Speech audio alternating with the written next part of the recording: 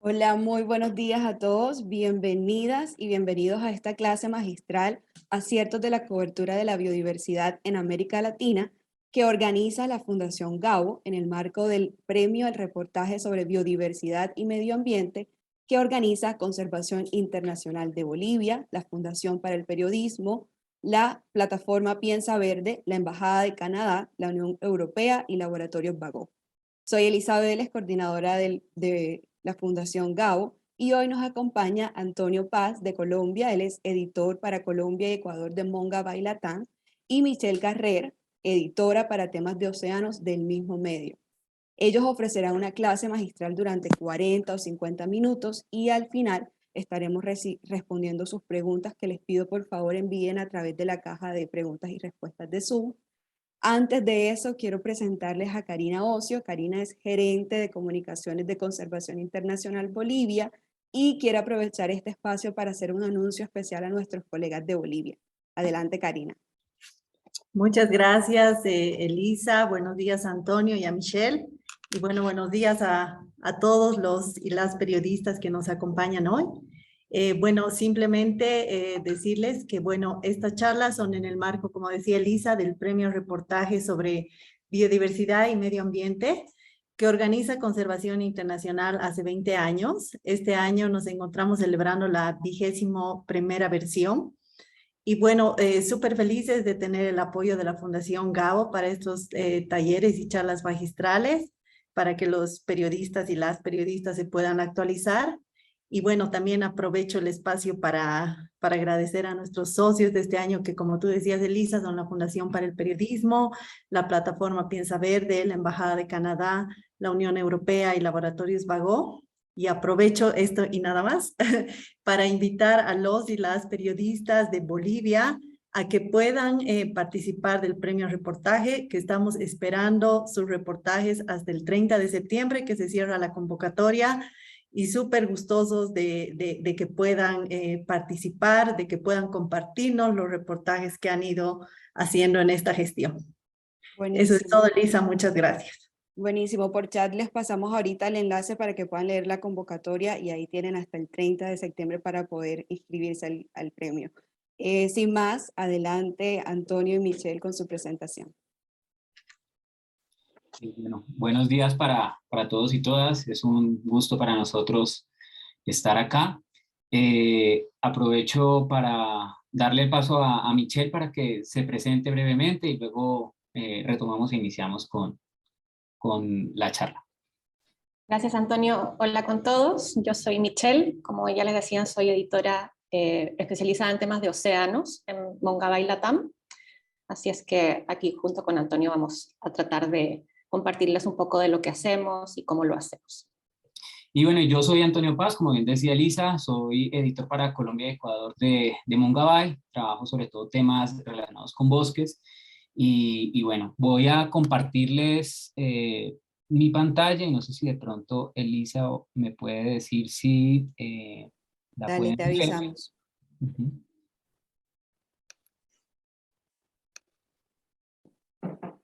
Listo, ahí la vemos.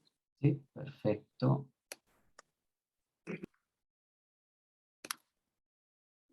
Bueno.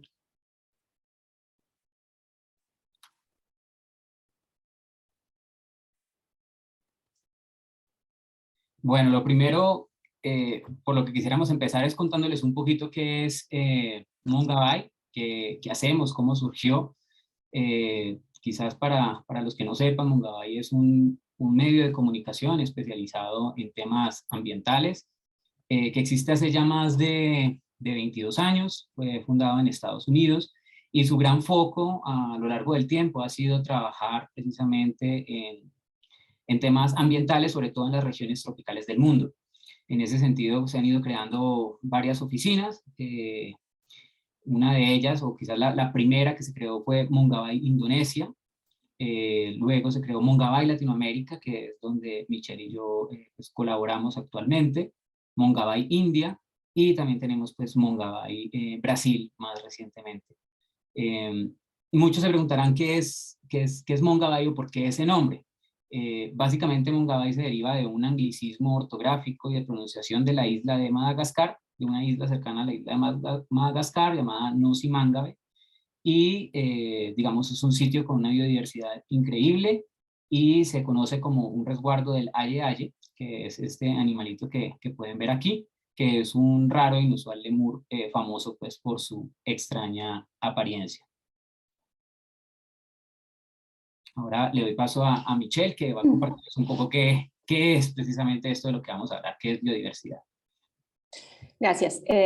Claro, bueno, si vamos a hablar de biodiversidad y sobre todo si vamos a comunicar acerca de biodiversidad, ¿cierto? Es muy importante saber qué es y sobre todo por qué nos debe importar, ¿no? Entonces, la biodiversidad son básicamente todas las formas de seres vivientes, desde el microorganismo más pequeñito hasta el organismo más grande, ¿no? ¿Y por qué es importante? Porque la necesitamos para nuestra subsistencia, porque nos entrega múltiples beneficios sin los cuales no podríamos existir. Por ejemplo, la biodiversidad nos permite tener alimentos, nos permite tener oxígeno para poder respirar, nos permite protegernos y refugiarnos de fenómenos naturales, nos permite tener salud. Bien sabemos, por ejemplo, que muchas de las medicinas que hoy se emplean para diferentes enfermedades provienen de animales y de plantas, ¿no? Y en tiempos de cambio climático, esta relación entre nosotros y la biodiversidad se hace también cada vez más evidente, porque todo el tiempo nos están diciendo, y nosotros mismos estamos cubriendo también, la necesidad que tenemos de protegerla para poder combatir el cambio climático y sobre todo para poder adaptarnos a él, ¿no?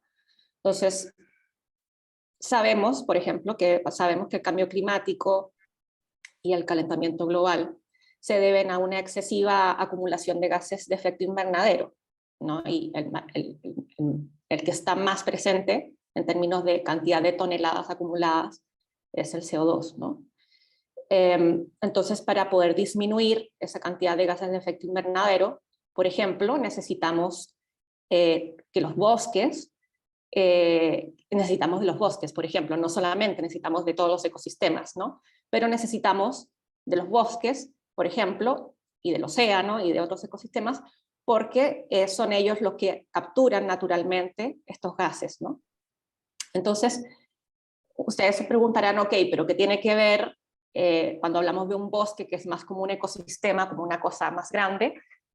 ¿Dónde cabe ahí la pequeña especie, ¿no? El insecto, el mono, o qué sé yo, ¿no? O los animales, los mamíferos.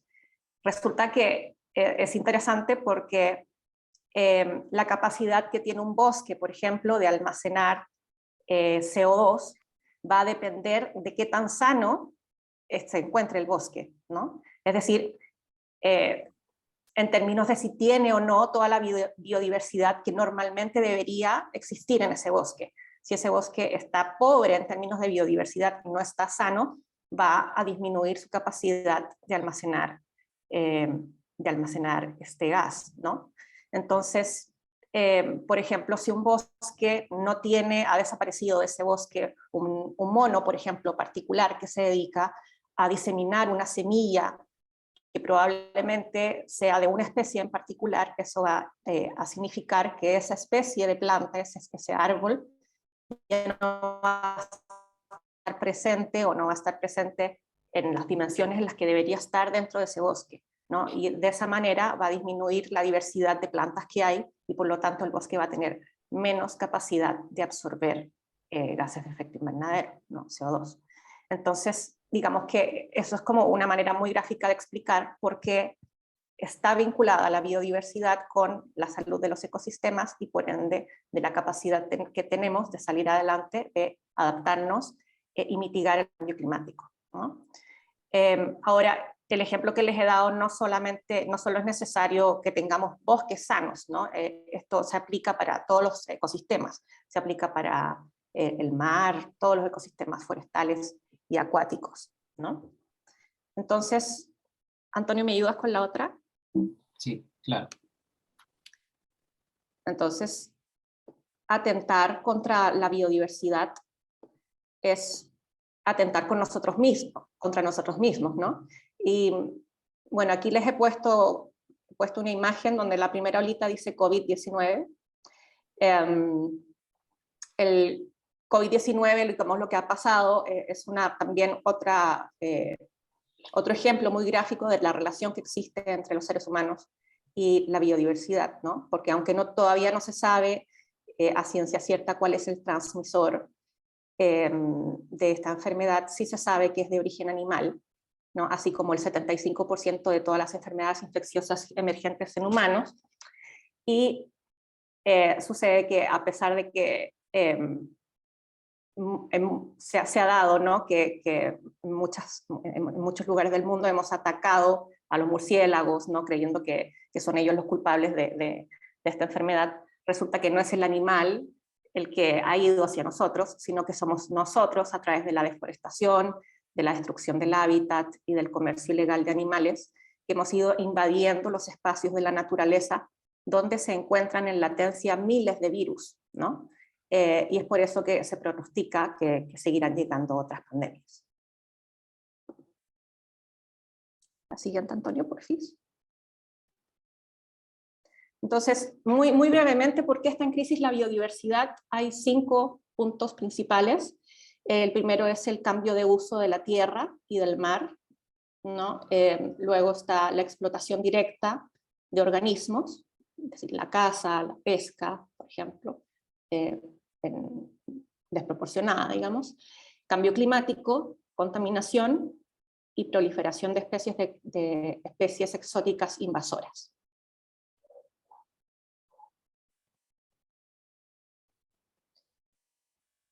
Tu audio, Antonio. Perdón, ya. Digamos, ahora siguiendo con lo que venía diciendo Michelle sobre por qué está en crisis la biodiversidad, que es algo bien importante que a nosotros en Mongabay nos gusta mucho destacar, y es que la humanidad también ya está como un poco más consciente o enterada de la importancia de actuar para combatir el cambio climático.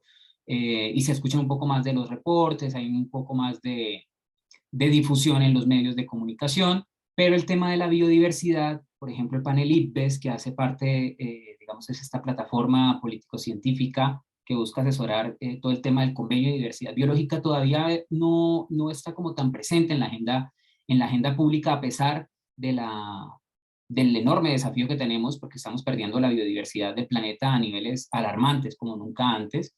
Y como mostraba Michelle en ese gráfico, en esa, digamos, especie de caricatura, que vemos las olas, ¿cierto? Es como que cada vez viene algo un poco más grave, y no es por sonar catastrofista, pero digamos, después del COVID-19, que venía la recesión económica, luego nos muestran el cambio climático, pero detrás de eso, la crisis de biodiversidad. Y en ese sentido, quiero centrar parte de esta conversación en la Amazonía. ¿Y por qué en la Amazonía? Porque, digamos, es un ecosistema que tenemos en Sudamérica, es el bosque tropical continuo más grande del mundo, que todavía, digamos, tiene funciones ecológicas bastante importantes y alberga una parte representativa de la biodiversidad mundial conocida. Por ejemplo, acá tenemos algunos datos: el 22% de las especies de plantas vasculares habitan en la Amazonía, el 14% de las aves, el 9% de los mamíferos, el 8% de los anfibios y el 18% de los peces que habitan en los trópicos. Digamos, la importancia de la Amazonía es grandísima cuando hablamos de biodiversidad y cuando hablamos también de combatir el cambio climático. En este estudio que está citado acá un poco más abajo, informe de evaluación de la Amazonía, que se publicó en el 2021, finales de 2021, los autores indican que los bosques actúan como un aire acondicionado gigante que reduce la temperatura de la superficie terrestre y genera lluvias. Y también, refiriéndose un poco más a la Amazonía, habla de que hasta el 50% de la precipitación que cae dentro de la cuenca amazónica se recicla regionalmente, lo que mantiene un alto flujo de humedad hacia el interior de los océanos y suministra la descarga fluvial más grande de la tierra al océano. Entre el 16% y el 22% de la entrada total de agua dulce del mundo de los océanos viene de la Amazonía. Y esto también es importante y me gusta destacarlo, porque a veces vemos, no sé, cuando habitamos en las ciudades principales de nuestros países, quizás que no, a veces no están en la Amazonía o están a veces súper alejadas. Creemos que no hay una conexión entre lo que ocurre en la Amazonía y lo que vivimos nosotros a diario. Y resulta que sí la hay, porque como se mencionaba, la Amazonía tiene un papel muy importante en el tema de generación de agua, ¿cierto? Se habla también de este concepto de los ríos voladores, estas grandes nubes que llevan esa agua, por ejemplo, a la cordillera de los Andes, donde finalmente descargan el agua, llega a zonas de páramo, zonas de bosque alto andino, donde se acumula y salen los ríos, nacen los ríos que luego van y caen a la Amazonía, ¿cierto? Y del cual nos surtimos pues, del líquido la mayoría de los habitantes, por ejemplo, de Sudamérica. Entonces sí hay una conexión. O también valdría la pena recordar el momento en que Sao Paulo se vio cubierto por una espesa nube negra, ¿cierto? Y resulta que esto provenía de los incendios que se habían ocasionado en la Amazonía a cientos de kilómetros de distancia.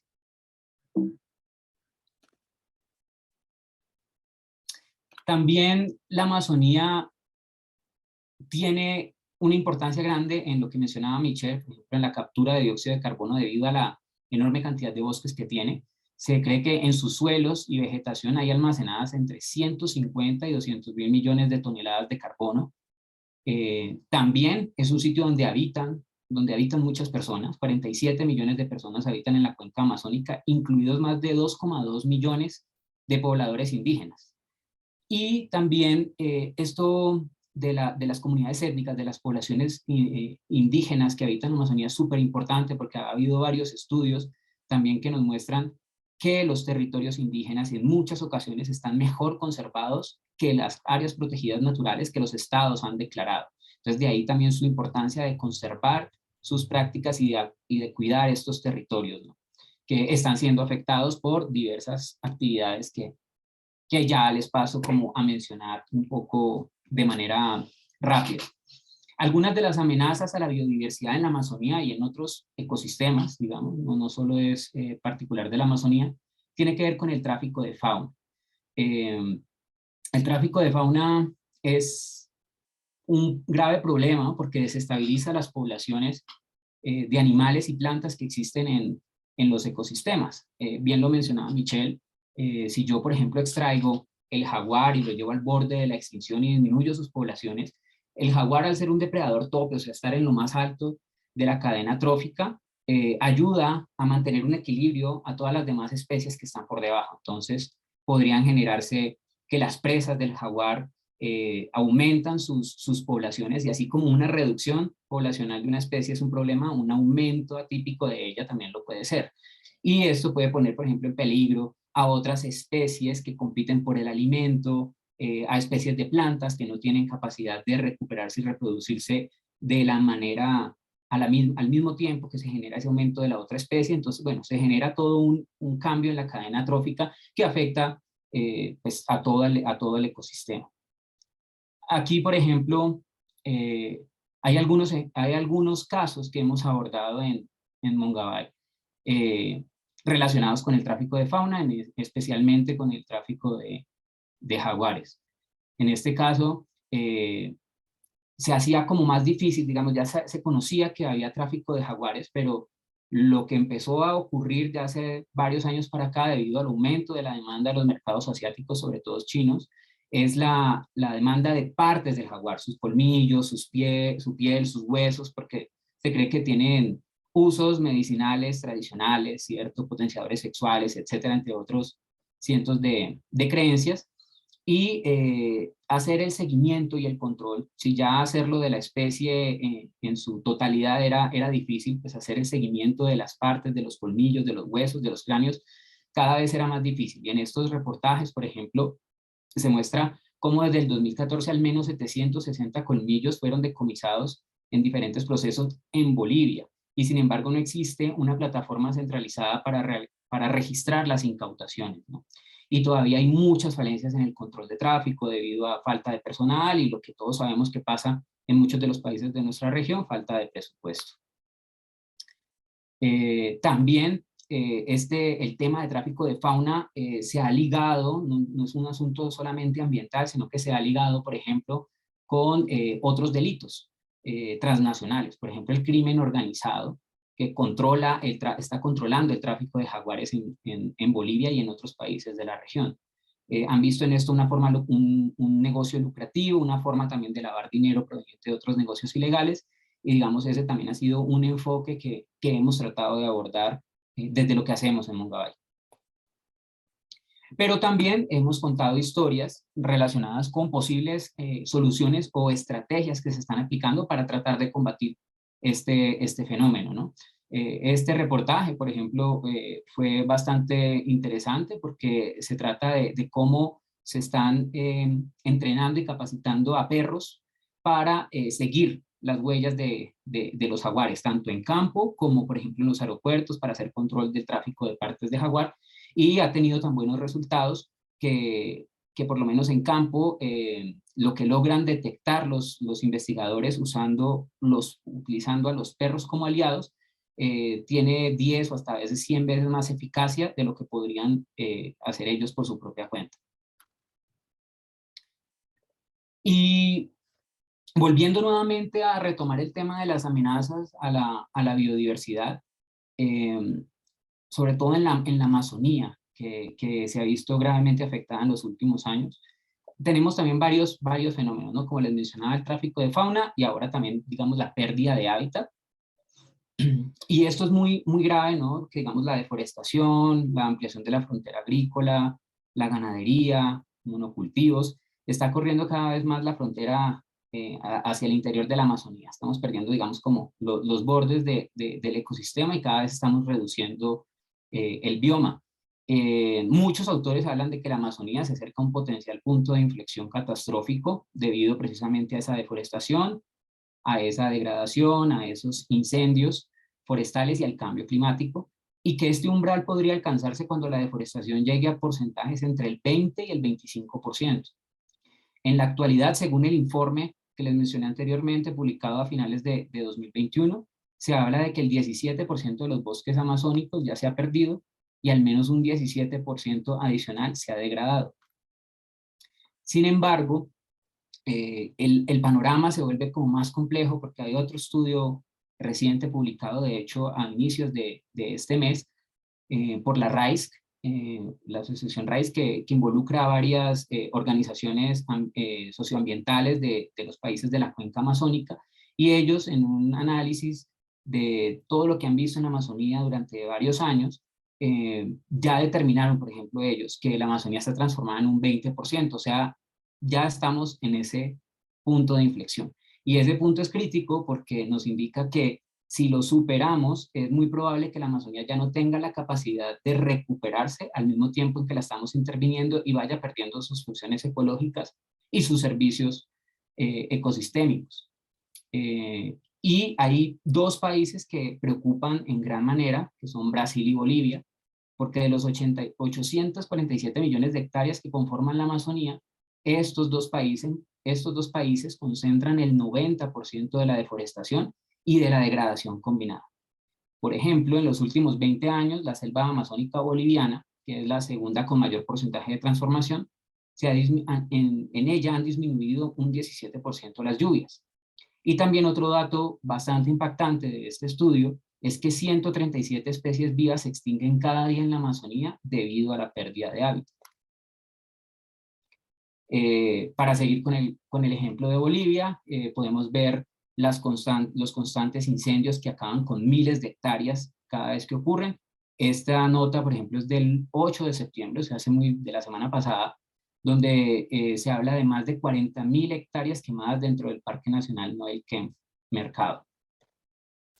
También han sido comunes los incendios de 2019 y de 2021, por ejemplo, en áreas protegidas como Ñemby Iguazú, que aparte tiene una importancia cultural para los indígenas guaraníes y que está siendo afectada también por otros factores como colonización, apertura de carreteras que están afectando el área protegida, sumado a los incendios. Y nada más finalizando el año pasado, se hablaba de que Bolivia había perdido más de 3 millones de hectáreas por los incendios forestales de ese año. Entonces digamos que lo que está ocurriendo en la Amazonía es grave y las amenazas cada vez son más, pasan de potenciales a reales y a una magnitud pues, bastante alarmante. aquí le doy paso a Michelle para que nos cuente un poco cuál es el panorama. Yo les hablé un poco de lo que pasa en los bosques en la Amazonía. Michelle les cuento un poco más de lo que pasa con la vida marina. Bueno, los océanos son muy importantes y muchas veces son un poco invisibilizados, ¿no? O les tomamos a lo mejor menos atención.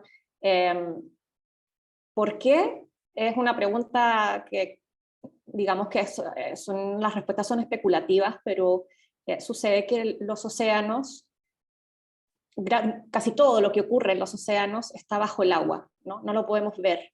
Entonces, es posible que eso haga que seamos a lo mejor menos empáticos con el océano, y también al mismo tiempo eso hace que sea muy difícil investigar el océano, ¿no? Porque no podemos ir al océano y ver evidentemente dónde se han llevado los pescados, los peces, ¿no? No los podemos ver.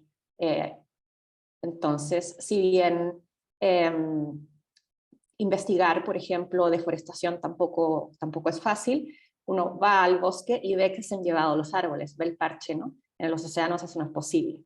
Entonces ahí hay una complejidad. Pero bueno, quería partir como contando por qué son importantes los océanos, y son importantes porque regulan el clima, porque absorben más del 90% del exceso de calor producido por el cambio climático, porque absorben una cuarta parte de las emisiones de dióxido de carbono, porque producen parte del oxígeno que respiramos. Además, los océanos son la principal fuente de proteína para 1/3 de la población mundial, y más de 3.000 millones de personas dependen de la biodiversidad marina y costera para su sustento.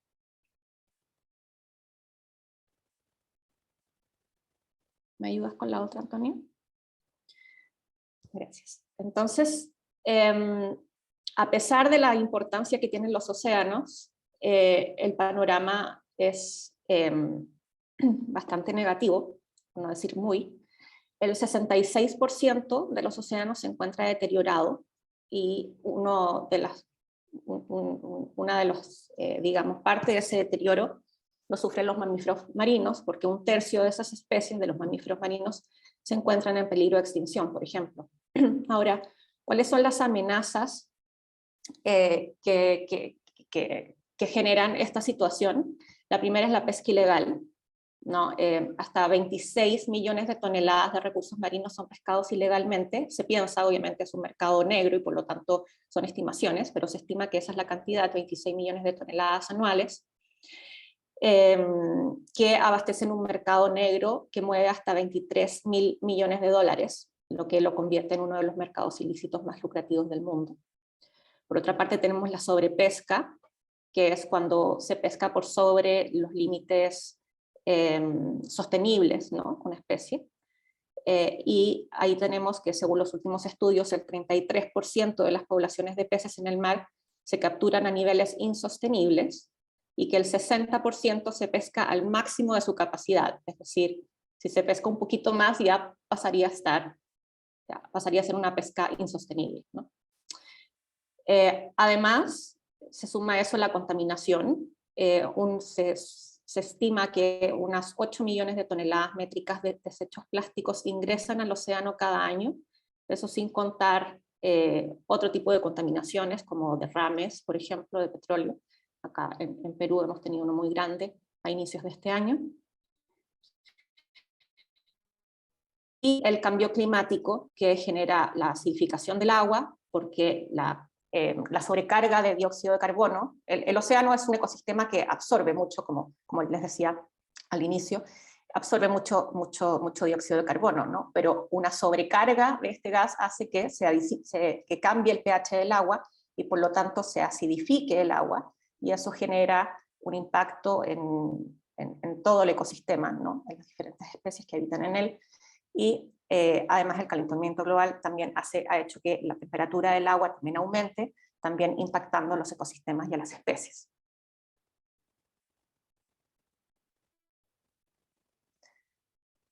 Bien, entonces estos son entonces como los principales temas en los que hemos enfocado nuestra cobertura, con mucho énfasis en el tema de la pesca ilegal.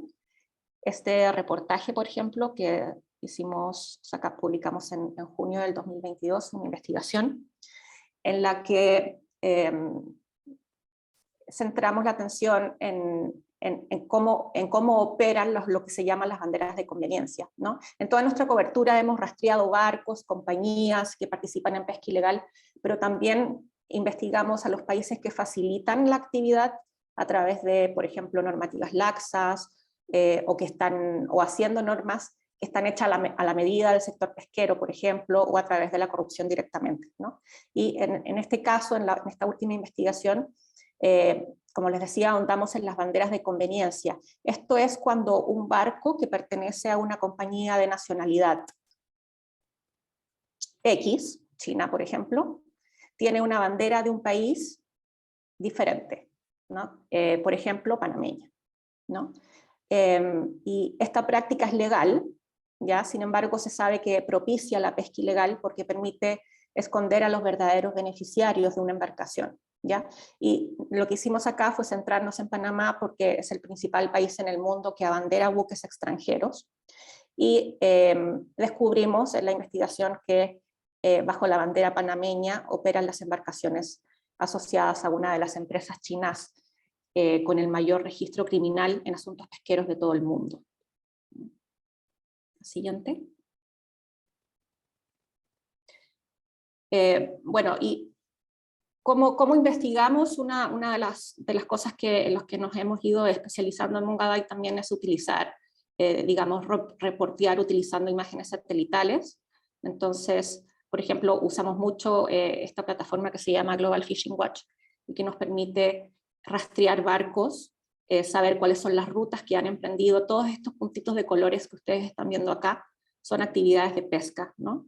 Entonces, si bien no está el 100% de toda la actividad pesquera mundial, eso no es posible verlo aún, se puede ver un porcentaje importante, ¿no? La siguiente.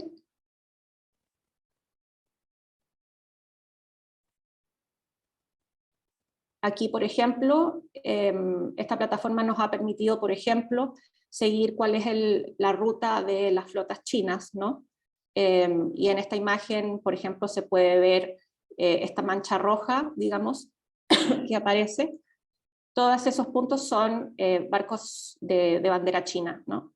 Y que se aproximan todos los años, siguen una misma ruta que comienza en el Atlántico, luego cruza hacia el Pacífico por el Estrecho de Magallanes y va subiendo por el Pacífico, enfrentando el Mar de Chile, de Perú, de Ecuador, hasta llegar hasta el límite de la zona económica exclusiva de Galápagos, ¿no? Y luego se retorna y hace el mismo camino de vuelta. Eso ocurre todos los años, con consecuencias sobre todo vinculadas a la sobrepesca, ¿no? Porque son este esfuerzo pesquero gigante, enorme, imagínense, son muchas toneladas de recursos marinos que son capturados, de los cuales no se sabe, la gran parte no hay información de cuánto se está pescando, ni siquiera se sabe bien exactamente cuántos barcos conforman la flota china.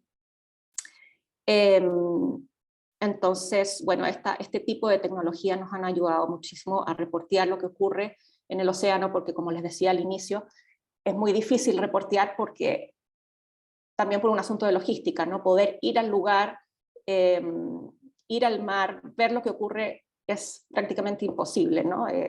Primero que todo es demasiado grande, es demasiado caro, logísticamente es prácticamente imposible. Entonces, estas herramientas nos ayudan mucho a ver lo que pasa más allá de nuestras costas. En temas de sobrepesca, hemos investigado a las principales compañías productoras de harina de pescado en Perú, por ejemplo, que Perú es el principal productor de harina de pescado en el mundo. Y en esta una serie de investigaciones que hicimos, revelamos cómo la autoridad de pesca en Perú, por ejemplo, ha impuesto repetidamente criterios para no aplicar la norma que sanciona a las empresas por pescar sobre los límites indicados, ¿no? Dicho de otro modo, le ha entregado una y otra vez como salvavidas, ¿no?, a las empresas pesqueras, y en consecuencia el Estado ha dejado de cobrar millonarias multas mientras las empresas continúan pescando impunemente, ¿no? Siguiente. En temas de contaminación también, también hemos cubierto temas de contaminación de plásticos, pero también petroleros, como por ejemplo lo que les decía de este gran derrame, se habrán enterado que ocurrió en enero de este año en el mar de Perú. Y bueno, nosotros le dimos cobertura, por supuesto, a ese evento en particular, pero ya sabemos que es un tema recurrente, preocupante, y entonces en 2019 ya habíamos investigado los derrames de petróleo en el mar peruano, y habíamos descubierto, en base a información oficial, que en los últimos 10 años más de 8.000 derrames se habían producido en el mar peruano, ¿no? Unos más pequeños que otros, por supuesto. Digamos que tuvo mucha cobertura y llamó mucho la atención porque estamos hablando de un derrame muy grande, ¿no? Estos otros que yo les nombro son derrames pequeños, pero que se generan de manera crónica, ¿no? Todo el tiempo están ocurriendo, entonces de manera acumulado, digamos, sí genera un impacto muy grande, ¿no? Siguiente. Sí, perdón que me había saltado una diapositiva, perdón. Ya, gracias. Sí, en el caso de Ecuador, por ejemplo, también hemos investigado los vacíos legales que permiten que en este país se sigan capturando y se siga exportando partes de tiburón, ya sea aletas o también su carne, siendo que Ecuador es un país que tiene prohibida la pesca dirigida hacia los tiburones, es decir, que no puedo salir a pescar tiburón, solamente puedo comercializar el tiburón que cae en mi red o cae en mi anzuelo de manera accidental, ¿no? El problema es que justamente como esta incidentalidad, permitir, digamos, la comercialización de esta pesca incidental hace que se genere como toda una cortina, ¿no? Que permite blanquear la pesca ilegal, ¿no? Y Ecuador, a pesar, como les digo, que es un país donde no se puede no se puede pescar directamente a tiburones, las exportaciones aumentan muchísimo todo el tiempo, ¿no?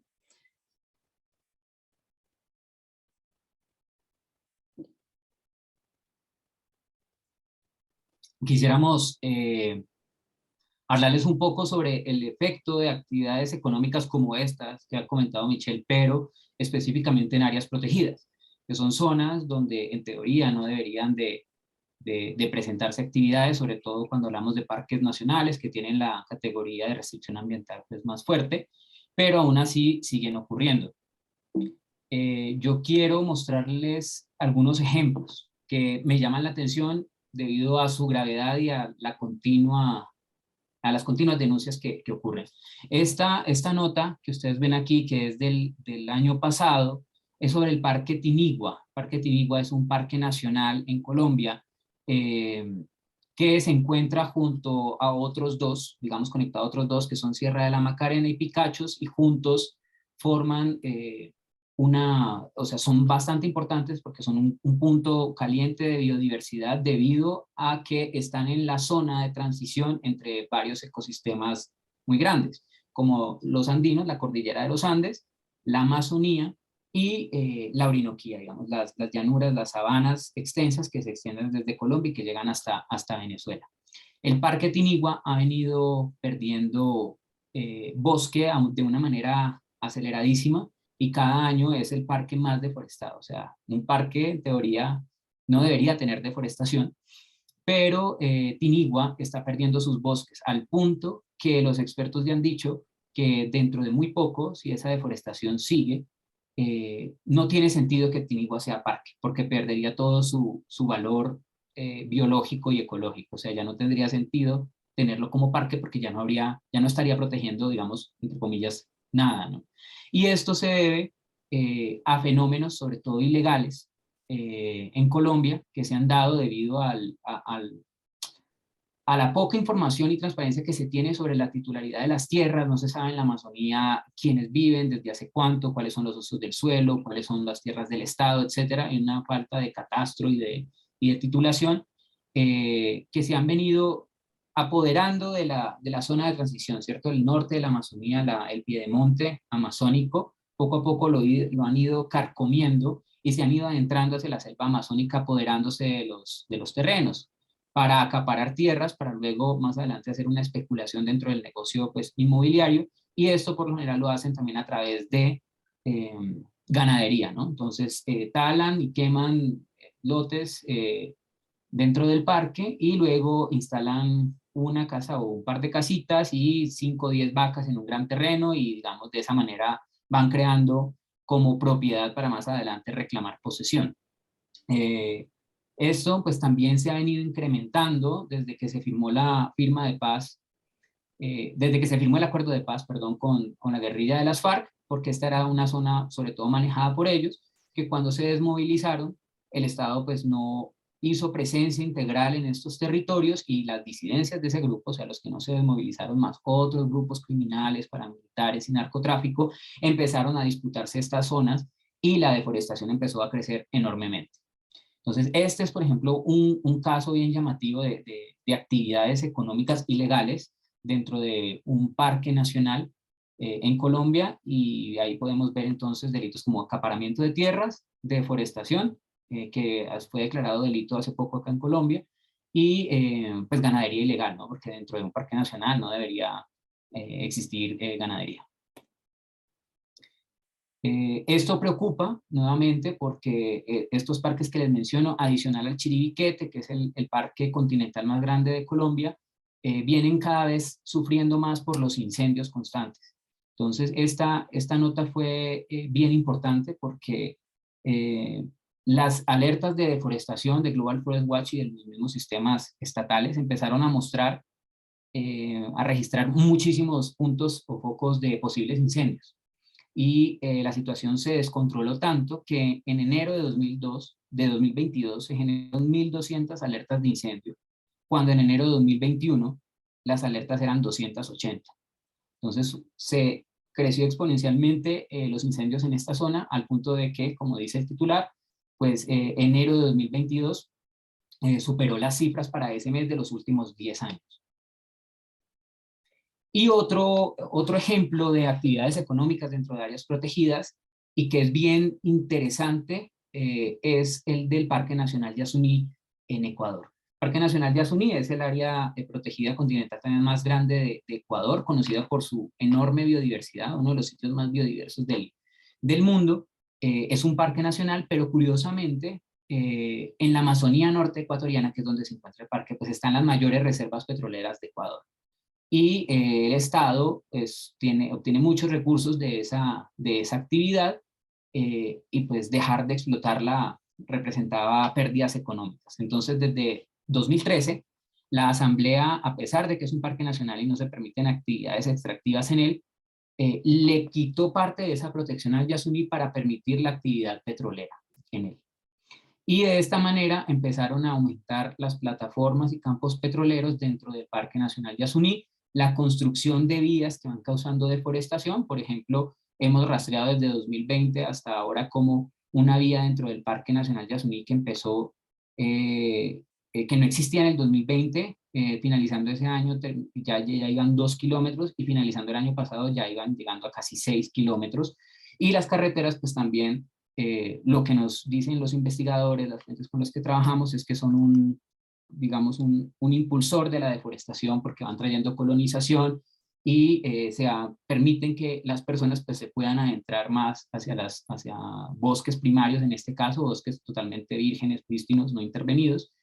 Y la segunda preocupación en el caso del Yasuní es que al permitir este tipo de movimientos políticos, ¿cierto?, de las restricciones ambientales, también se están vulnerando los derechos de indígenas en aislamiento voluntario que habitan dentro del Parque Nacional Yasuní en una zona que el Estado ha determinado como la zona intangible. De hecho, se han registrado plataformas petroleras y vías para la producción petrolera que están a solo 300 metros de la zona de amortiguamiento de la zona intangible y a menos de 1,5 kilómetros de la zona intangible como tal. Entonces, pues esta es una muestra en este caso de actividades legales porque la extracción petrolera está aprobada por el Estado a través de una movida política que hizo para levantar la restricción, pero que definitivamente, a pesar de que sea legal, pues genera grandes impactos para la conservación de ecosistemas tan importantes. Bien, creo que estamos un poco justos de tiempo, así que voy a ir un poquito más rápido en lo que sigue. Bueno, en Bolivia también otro ejemplo es lo que pasa en el Parque Nacional Madidi, ¿no? Esta área en particular es considerada una de las más biodiversas del mundo. De hecho, una expedición científica que se hizo hace unos años atrás, que fue larguísima, que duró más de 2 años, que fue liderada por Wildlife Conservation Society, encontró un total más de 4.000 especies de plantas y animales solo en esta área protegida, y entre ellas se piensa que 124 podrían ser nuevas para la ciencia, ¿no? Y a mayo del 2021, la cantidad de concesiones mineras aumentaron desde el 2014 de 55 a 94 dentro del Madidi, ¿no? Incluso uno de los puestos de control de los guardaparques aparece dentro de la concesión, dentro de una de las concesiones mineras, ¿no? Ahora, de estas 94 concesiones, 21 están activas, y de estas 7 cuentan con equipos mecanizados para la extracción de oro, y las otras 14 funcionan de manera artesanal, ¿no? Y bueno, los daños más grandes, los más graves, digamos, de esta actividad al interior del parque son los impactos que genera en los cauces de los ríos y la contaminación por mercurio, sobre todo, considerando además que el mercurio también hace que la contaminación, digamos, entre en la cadena trófica, ¿no? Hasta llegar a las personas que se alimentan de los peces, ¿no? que cazan en los ríos. Sí, la siguiente. En el Parque Nacional Alto Purús, en Perú, en la Amazonía también. Esta es un área natural protegida, la más grande, con la mayor extensión dentro del Sistema Nacional de Áreas Naturales Protegidas de Perú. Y aquí, en esta área en particular, la tala ilegal y la deforestación para el cultivo de coca en las zonas de amortiguamiento del parque están poniendo en riesgo no solamente al parque y la biodiversidad que se encuentra en él, sino que también a las poblaciones indígenas que habitan en la zona, porque esta deforestación ha hecho que los alimentos que ellos tienen disponibles disminuyan, han disminuido drásticamente, ¿no? Las poblaciones indígenas que habitan en el parque viven de la caza, viven de la pesca, y ellos relatan que debido a la deforestación, la biodiversidad se está perdiendo y ya no tienen acceso como antes a los animales que cazaban, ¿no? Si antes caminaban 1 hora para encontrar alimento, ahora pueden caminar 4 horas y llegar a sus aldeas sin nada, ¿no? Entonces, esa es la situación de ese parque. Ahora, en océanos, en Chile hemos seguido muy de cerca la actividad salmonera. Esta es una industria que se instala sobre todo en la Patagonia, en el sur del país, donde la cordillera de los Andes ya está prácticamente hundida bajo el mar, ¿no? Y entonces solo afloran, digamos, a la superficie del océano los picos de las montañas, ¿no?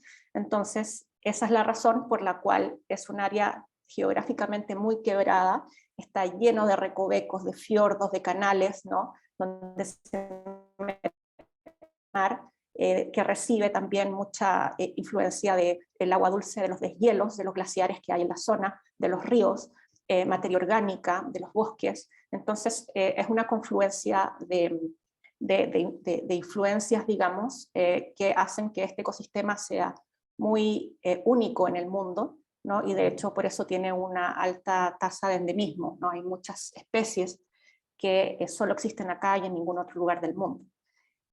Pero es justamente en esas zonas donde la industria salmonera se ha instalado, porque la entrega las características que necesita para poder criar a sus salmones, ¿no? Un agua que no sea demasiado salada, que tenga influencia de agua dulce, que sea un mar tranquilo, etc. Entonces, el tema es que las salmoneras no solamente se han instalado en áreas que no están protegidas, digamos, por el Estado, sino que se han instalado dentro de parques nacionales y de reservas nacionales, ¿no? Hicimos, por ejemplo, una investigación en 2021 donde mapeamos las áreas protegidas marinas y superpusimos las concesiones y encontramos que son 416 las concesiones que están dentro de áreas protegidas, ¿no? Digamos que esto no es ilegal, al menos en las reservas, en los parques sí lo es, en las reservas se permite la salmonicultura. El problema es que la ciencia ya ha demostrado ampliamente que esta industria tiene un impacto muy grande en los ecosistemas, porque imagínense unas jaulas donde adentro se están criando miles de salmones, ¿ya? Estos salmones son alimentados con pellets, ¿no? A granel que se arroja al agua. Gran parte de ese pellets no lo comen los peces, ¿no? Sino que cae al fondo marino. Además, las heces de los peces también caen al fondo marino, y esto, comida más heces, es una gran cantidad de materia orgánica, que hace que afloren algas, ¿ya? Que son algas que duran una semana o quizás un poco más, y luego mueren y caen al fondo marino. Y estas algas son consumidas por bacterias que a su vez consumen también oxígeno, ¿no? Entonces, a mayor cantidad de materia orgánica, mayor cantidad de bacteria, mayor consumo de oxígeno, tanto así que finalmente se consume todo el oxígeno que hay en el agua y toda la vida que hay ahí muere, ¿no? Básicamente el océano se ahoga, por decirlo de alguna manera, ¿no? Ese es como uno de los impactos más graves de esta industria. Rapidito, pesca ilegal. También hemos investigado que existe pesca dentro de los parques marinos en América Latina. Hicimos esta investigación en la que rastreamos con estos sistemas satelitales que les mostraba antes 4 áreas marinas: Nazca Desventurada en Chile, Galápagos en Ecuador, Yurupari Malpelo en Colombia y Revillagigedo en México. Encontramos, por ejemplo, en México que 17 embarcaciones de bandera mexicana y una de Estados Unidos realizaron actividades sospechosas de pesca dentro del parque, que es un parque donde abundan tiburones, mantarrayas y varias otras especies que están en peligro de extinción. En Colombia también pudimos observar barcos de bandera panameña y de la flota colombiana de la compañía Citech, que Citech es de la conocida marca de atún Van Camps. Probablemente muchos de ustedes ya han comido atún Van Camps, y estos barcos operando dentro del Distrito Nacional en esta área protegida de Yurupari, que es colindante a Malpelo, es decir, Malpelo es un santuario, ¿cierto? Es decir, tiene como una categoría de conservación más alta, pero están colindantes, es decir, comparten las mismas especies, porque las especies no saben de límites, ¿no? El tiburón no dice, hasta aquí es el santuario y más allá estoy en riesgo, ¿no? Comparten absolutamente las mismas especies. Entonces, y dentro de Yurupari está prohibida la pesca industrial, solo la pesca artesanal está permitida, pero encontramos estos barcos industriales operando en la zona. Esos son algunos de los hallazgos de esa investigación. Ahora, queríamos también hablar brevemente sobre el rol de la mujer en la conservación. También es un tema que hemos abordado también en Mongabay, y bueno, el rol de las mujeres en comunidades indígenas, principalmente, suele estar muy relacionado con el cuidado, ¿cierto? Con la salud, con la crianza y también con la transmisión de la cultura.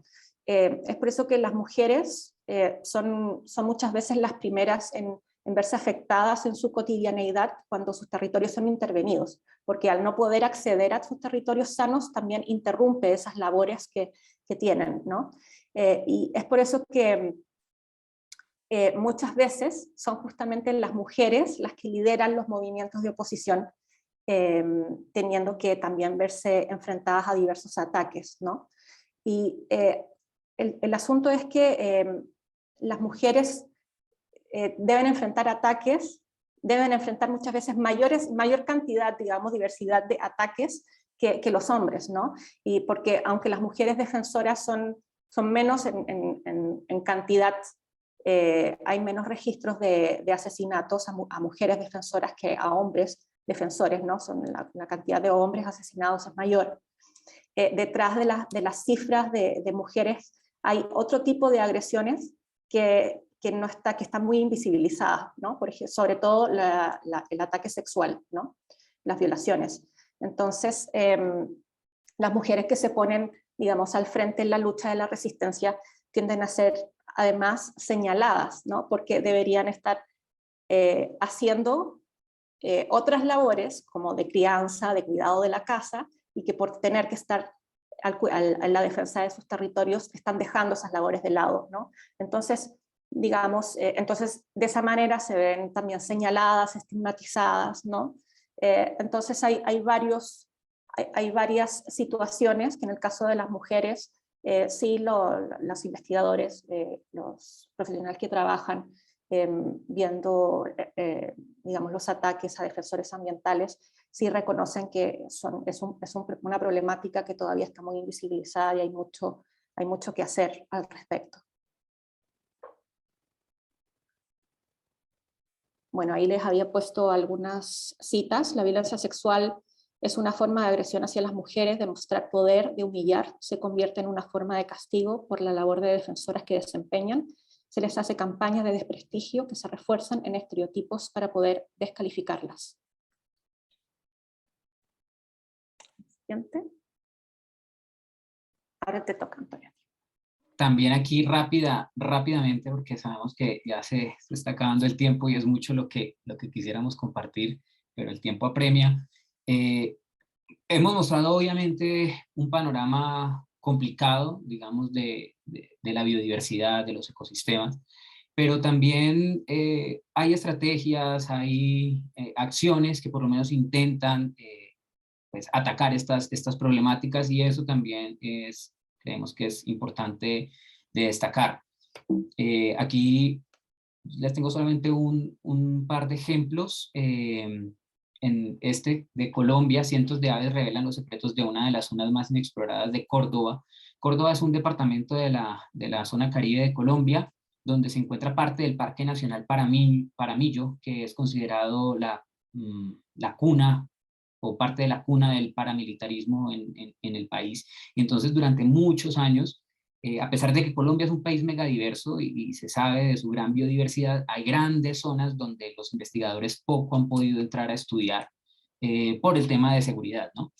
Entonces, hace poco unos investigadores lograron entrar a dos zonas inexploradas hasta el momento del Parque Paramillo, y en busca de una ave, el periquito del sinú, que hace 70 años no se registra en la zona, y querían ver si se extinguió o si estaba de pronto en una zona inexplorada, y no lo pudieron encontrar, pero en solo 11 días registraron 238 especies de aves, 20 nuevos registros de aves que no se sabía que estaban en el departamento, lo que hizo que pues, creciera digamos, el listado de biodiversidad en esa zona, nuevos rangos de distribución de especies, o sea, especies que se pensaban que estaban más al norte o más al sur y resulta que también habitaban en esta zona, y nuevas especies que están en proceso de descripción porque son nuevas, digamos, para la ciencia.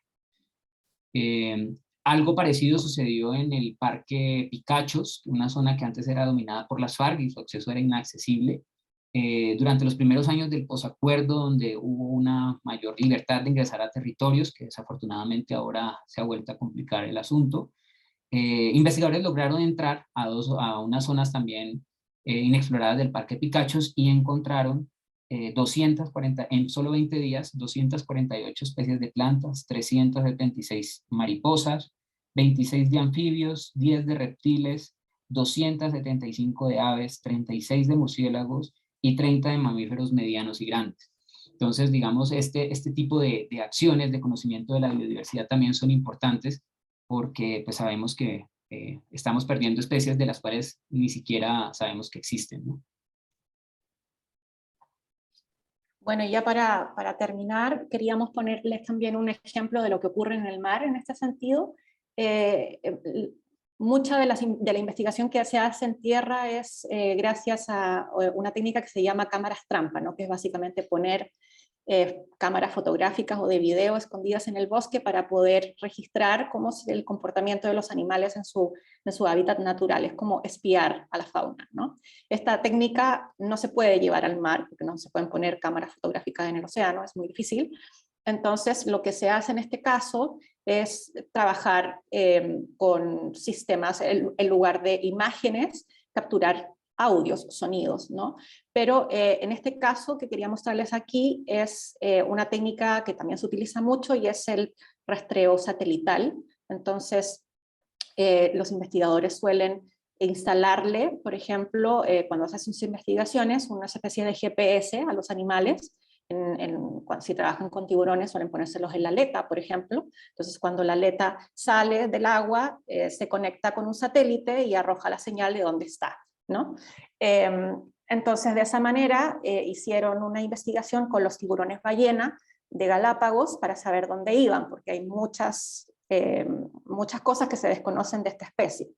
Y encontraron que por primera vez pudieron registrar el trayecto que hizo un tiburón ballena desde la Reserva Marina de Galápagos hacia el Parque Marino Isla Coco en Costa Rica, ¿no? Y ese hallazgo fue muy importante porque desde hace muchos años que los investigadores venían intentando reunir información para conservar el corredor marino, es decir, como la ruta que utilizan un montón de diferentes especies para justamente trasladarse de Coco a Galápagos y también con otras áreas protegidas, ¿no? En Colombia, en Panamá.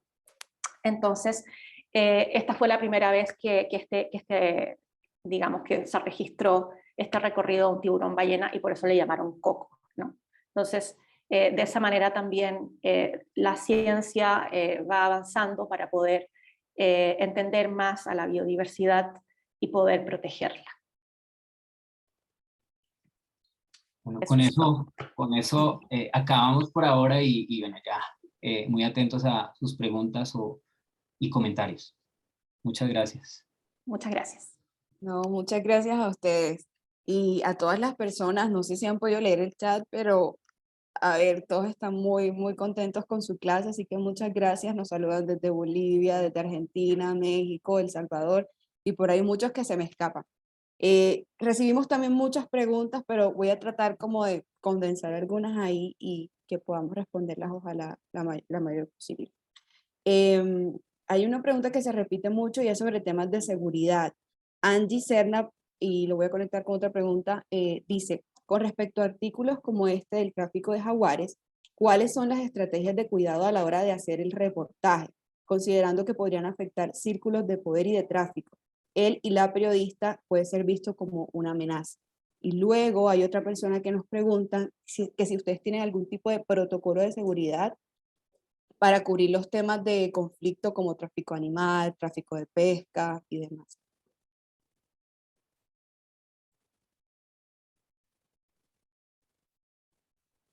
Bueno, digamos que al responder lo del protocolo, más o menos creo que podría intentar responder el otro tema. Y efectivamente, todos pues, tienen razón. En muchos de nuestros países, muchos de estos temas están conectados, como mencionábamos, a otros delitos, a delitos pues, grandes que involucran incluso mafias criminales. Entonces, claramente siempre hay que analizar el contexto de la situación, ¿no? Si es posible realizar el reportaje, si, hasta qué zonas podemos ir, ¿cierto? En qué zonas de pronto ya no podemos ingresar. Tener igual, lo que hacemos es tener como una especie también de planeación de lo que vamos a hacer día a día y compartirlo con alguno de nuestros colegas que queda, digamos, trabajando o que no hace parte de la historia, para que sepa dónde estamos, con qué personas vamos a hablar. tratamos de establecer algunos horarios de ponernos en contacto, sobre todo si estamos en zonas de difícil acceso o zonas donde hay poca señal o cobertura celular. Entonces, digamos, ponemos algunas horas y unos límites, unos rangos entre, digamos, la llamada que debemos hacer como para decir, oye, todo bien por acá.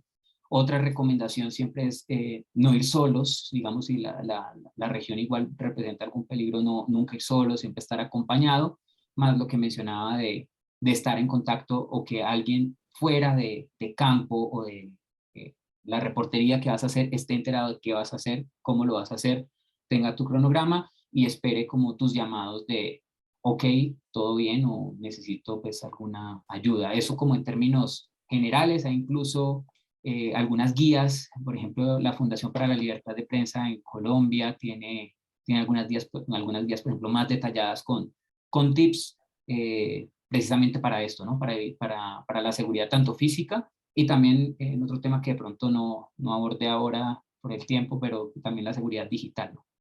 Ah, ok. Sí, solo Buenísimo. para complementar lo que decía Antonio, sí, es muy importante lo de tener contactos, ¿no? Es decir, poder ir a la zona como con algún tipo de preproducción, si se quiere, ¿no? Para saber exactamente con quiénes vamos a hablar, quiénes van a ser las personas que nos van a recomendar hablar con otras personas, quiénes son las personas que nos van a guiar, digamos, como tener una red, ¿no? Muy de confianza, ya preestablecida, ¿no? Que nos estén esperando, que digamos como no sirve ir al lugar y decir, ok, voy a llegar y ahí voy a ver con quién voy a hablar. No, eso no funciona, en primer lugar porque es probable que tu reportería no salga con la información que requieres, y en segundo porque te ponen un riesgo enorme, ¿no? Y bueno, y muy brevemente también lo que ya señala Antonio, no es necesario muchas veces, no podemos ir hasta el lugar que nos gustaría ir, donde está pasando como lo más grave, por ejemplo, ¿no? Porque es tremendamente riesgoso. Pero sí podemos acercarnos un poco, ¿no? Podemos ir kilómetros más a distancia, a algún poblado donde sepamos que vamos a estar en resguardo, donde tenemos toda esta red de contactos, y desde ahí podemos más o menos saber qué es lo que está pasando al lugar donde no podemos ir, ¿no? Ok, muchas gracias. Luego tenemos un colega del Observador del siglo XXI que pregunta cómo generar mayor atención y hacer más atractivo el tema de la biodiversidad para la audiencia sin caer en el amarillismo. Buena pregunta. Sí, yo creo que esa es como la pregunta que todo el tiempo nos estamos haciendo, ¿no? ¿Cómo hacer que este tema importe? ¿Cómo generar impacto? Yo creo que es una pregunta que no está del todo respondida, ¿no? No sé qué opinas tú, Antonio, pero a mí se me hace que cada vez el periodismo de soluciones también está teniendo como más cabida en ese sentido. Creo que muchas veces, creo que no hemos terminado de entender el periodismo de soluciones, y creo que es tremendamente importante para hablar de la biodiversidad o de temas de naturaleza en general.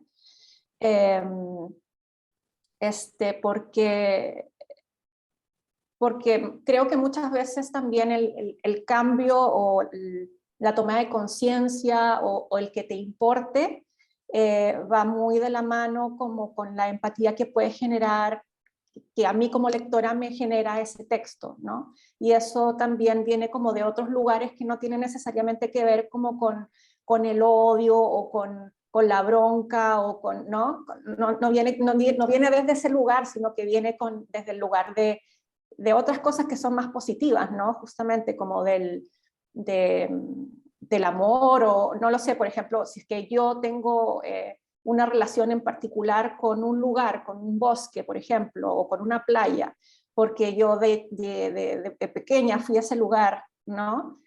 Voy a tener un vínculo emocional con ese lugar, por lo tanto me va a importar, ¿no? Entonces, sí es algo que yo en lo personal me pregunto bastante, desde hace un tiempo le doy harta vuelta, así es que a lo mejor no deberíamos los periodistas también, sin dejar de denunciar, porque la denuncia hay que hacerla, ¿no? Pero también ver de qué manera podemos ahondar más en el periodismo de soluciones para justamente echar mano a ese vínculo emocional que hay entre las personas y los lugares, ¿no? Para que les importe, para que hagan algo al respecto, ¿no? O hagamos más bien.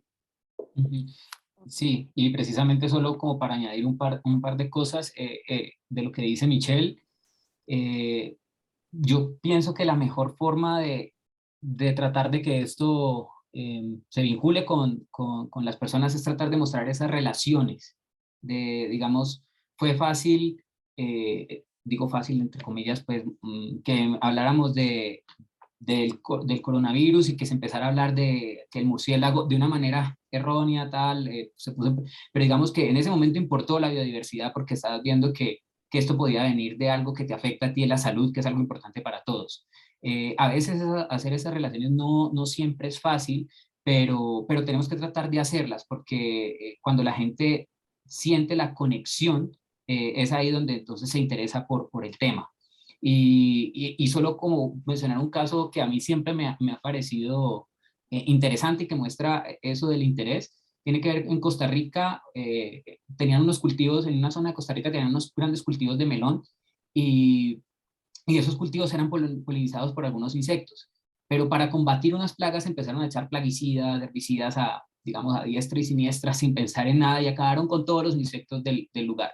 ¿Qué pasó? Que luego los cultivadores tuvieron que empezar a alquilar enjambres de abejas para que fueran a polinizar sus cultivos. Y esto representó al final más gastos por no pensar en los valores y en los servicios ecosistémicos y los servicios que nos presta la biodiversidad, ¿no? Entonces, por ejemplo, ese tipo de historias a veces no son siempre fáciles de encontrar, pero tratar de generar esa conexión con la persona que sienta que lo afecte o le importe de alguna manera, pues creo que es importante. Súper. Hay otra pregunta de Guillermo Reinar, desde Bolivia. ¿Qué herramientas o fuentes digitales recomiendan para recoger datos para investigaciones sobre biodiversidad? Bueno, pues la UICN, que para mí es uno de los sitios pues, más importantes porque tratan de analizar la situación de las especies a nivel mundial. La lista roja de especies, por ejemplo, la solemos usar bastante para ver en qué estado está una planta, un animal, etc. Ahí se pueden encontrar datos pues, importantes. También están los informes del IPCC en términos de cambio climático, de IPBES en términos de biodiversidad, donde también pueden encontrar datos importantes a nivel global. Y ya también para ir a nivel local, creo que hace falta más apoderarnos de la ciencia y de los datos que se generan en nuestros países o en nuestras regiones, ¿no? Hay universidades, acudir a la academia es súper importante, muchas veces tienen datos de investigaciones de lo que desconocemos, los institutos científicos, muchos países cuentan con institutos dedicados, por ejemplo, al tema de la biodiversidad, en Colombia, por ejemplo, está el Instituto Humboldt. Entonces, acercarnos también a ese tipo de fuentes y buscar a esos expertos y esos datos y esos informes y reportes que tienen, pues, digamos, es como mi primera opción para muchas historias. Y también buscar en las plataformas que nos entregan, que entregan alertas satelitales, ¿no? Por ejemplo, como ya les mostraba, en el caso de océanos, nosotros trabajamos mucho con Global Fishing Watch, es una plataforma abierta, es gratuita, todo el mundo puede acceder a ella. Da un poco de miedo cuando uno la ve al principio, dice, Dios mío, ¿cómo voy a poder encontrar algo aquí? Pero en realidad no es difícil, ¿no? Simplemente hay que lanzarse y es bastante amigable. La verdad es que yo soy cero tecnológica y no me fue difícil aprender porque es amigable, como les digo. Bueno, yo trabajo mucho en bosques, pero Antonio sí les puede hablar como de Global Forest Watch, la RAIS, ¿no? Y otras herramientas que también permiten ver cuál es la situación de los bosques, ¿no? Uh-huh. Exacto, digamos que algo así como la par de Global Fishing Watch en términos de bosques viene siendo Global Forest Watch, y también es una herramienta que cada vez es más intuitiva y más amigable y te permite, por ejemplo, suscribirte a que te lleguen alertas sobre deforestación en las zonas del mundo que particularmente a ti te interesan y te llega, por ejemplo, a tu correo, o tú puedes entrar a la plataforma y buscar por país, buscar por región, ver los registros de incendios, ver registros de la deforestación acumulada, los reportes de deforestación actuales, y tiene algo también que a mí me parece súper interesante, y es que no solamente te permite verlo de manera regional, o sea, por mapas ya preestablecidos, sino que si tú tienes las coordenadas de algún punto que te interesa, las puedes meter en Global Forest Watch y él te muestra esa área y te muestra las tendencias de lo que ocurrió en esa área en el periodo de tiempo que tú quieras, o incluso tú mismo puedes literal cual dibujar el área que te interesa explorar y él te muestra los datos de esa. Creo que explorar Global Fishing Watch y Global Forest Watch sería un tema interesante para más adelante. Sí, no, y esta clase se nos quedó corta para todo lo que ustedes tienen por compartir. Precisamente por chat nos están preguntando si pueden compartir sus correos o dónde pueden seguir leyendo sus trabajos, si pueden compartir estas guías y trabajos que han mencionado también. En fin, mucho interés para seguir la conversación. Yo quiero darles las gracias en nombre de la Fundación Gabo y de Conservación Internacional por estar aquí, por esta clase. Muchas Gracias a gracias ustedes. a ustedes por la invitación para exponer sobre estos temas tan importantes, como decía Michelle, y a veces poco visibilizados. Sí, muchísimas gracias por la invitación, gracias a todos por participar. Y sí, por supuesto que podemos hacerles llegar, no sé cómo podemos hacer, Alisa, a lo mejor podemos enviar tu correo, Sí, como con los enlaces y tú luego lo compartes. sin duda, Sí, lo hacemos así. listo. Súper. Gracias también a todas las personas que asistieron. Este video queda guardado, pero lo subimos el viernes 16. Para todos los que no pudieron conectarse o se conectaron luego muy tarde, lo podrán ver el viernes 16. Los invito también a la siguiente clase que vamos a tener ese viernes con Yasmina Cuña sobre cómo contar estas historias de biodiversidad sin aburrir a tu audiencia, que era una de las preguntas que nos hacían aquí. Y a los colegas de Bolivia, por supuesto, la invitación a leer la convocatoria y participar en el premio al reportaje sobre biodiversidad y medio ambiente. Muchas gracias a todos.